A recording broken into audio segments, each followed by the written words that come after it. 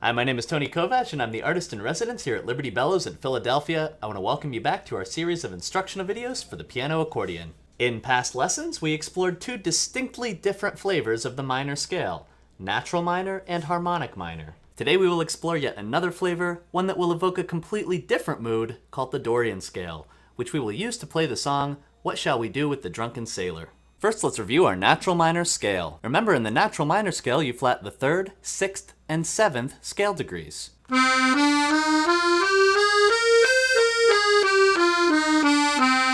Our song of the day is going to be played in this upper register, so let's play our natural minor scale in that register, starting with your thumb on the middle C of the keyboard.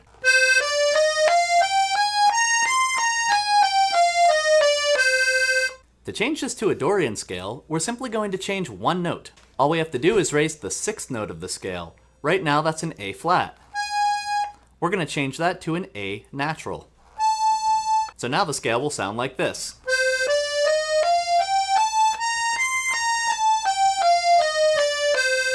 Notice that the Dorian scale has its own unique sound that is different from the natural minor scale or the harmonic minor scale. To simplify things, you can think of it this way. Our natural minor scale has 3 flats, but our Dorian scale only has 2 flats, E flat and B flat.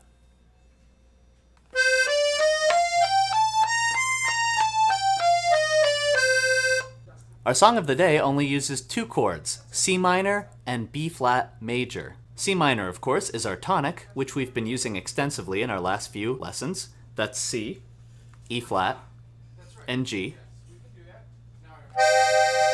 And if you work through the last unit of lessons, how to play a 12-bass accordion, you'll recognize B flat major, which was the subdominant of our F major key. That's B flat, D, and F.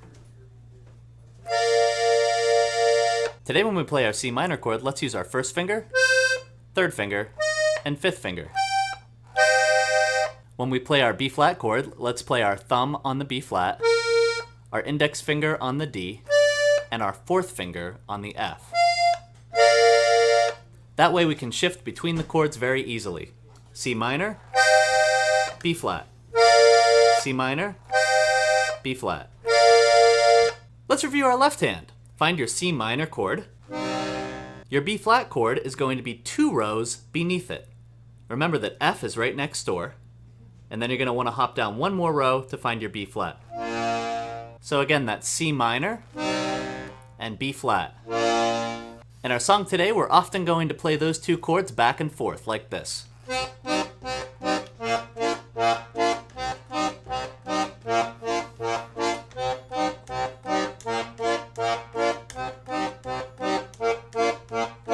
See if you can get both hands together.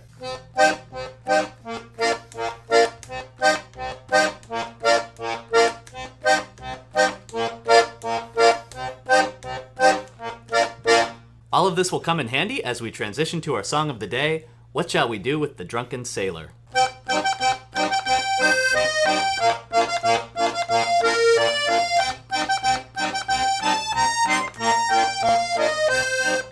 Luckily, we've already done a lot of the prep work involved with learning this song. The first phrase of the song simply highlights a C minor chord and then highlights a B flat major chord. You're going to start with your pinky. Make sure that when you repeat notes with your pinky that you play them staccato, like this. Then you're going to use the exact same rhythm using the notes of the B flat major chord. Remember, we're using the fingering thumb, 2, and 4. When you put those 2 together, it sounds like this.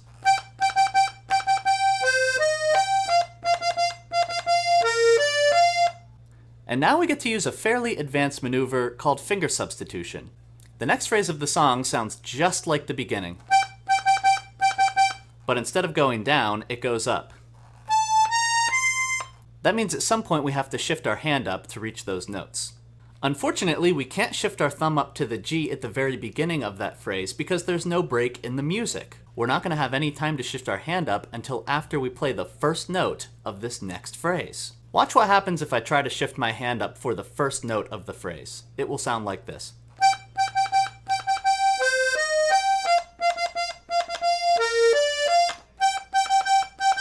Did you hear the pause? In order to make sure there's no pause, we're going to use our pinky to play the first note of that phrase.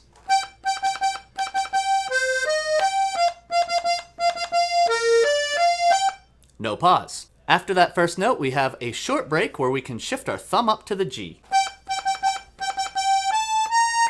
If you use that natural pause in the music to shift your thumb up to the G, it shouldn't affect the phrasing of the song.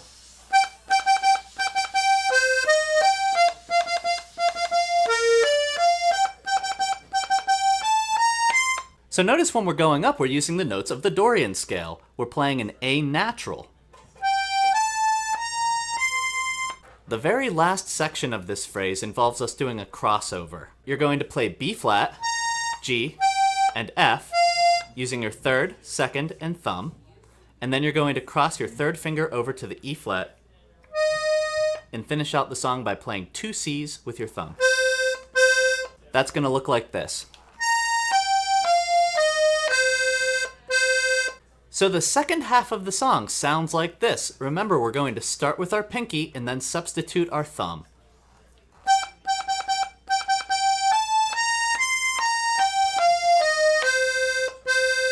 So the whole melody will look like this.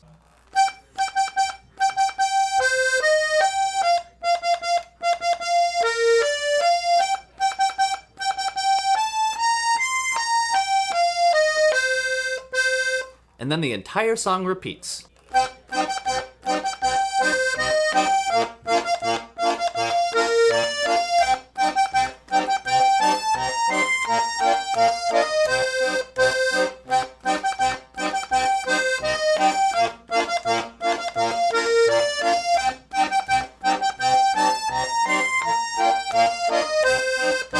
The left hand is simple because it only uses the chords C minor and B flat major. You're going to start with C minor. Now B flat. Back to C minor. Now B flat. C minor.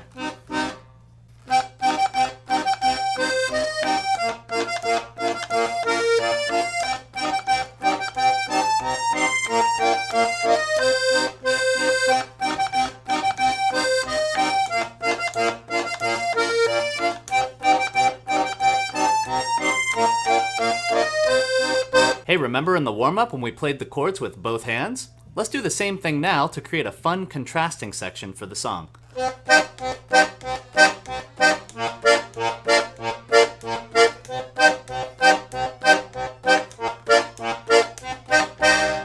Another fun contrasting section you can add is to play arpeggios. All that means is you're playing notes of the chords separately. Try breaking up the chords this way.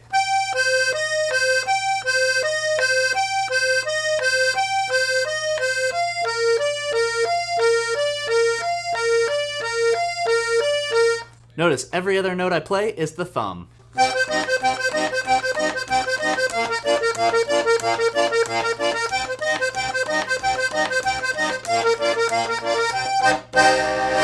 Stay tuned for our next lesson, in which we begin exploring a brand new minor key, A minor. Thanks for watching.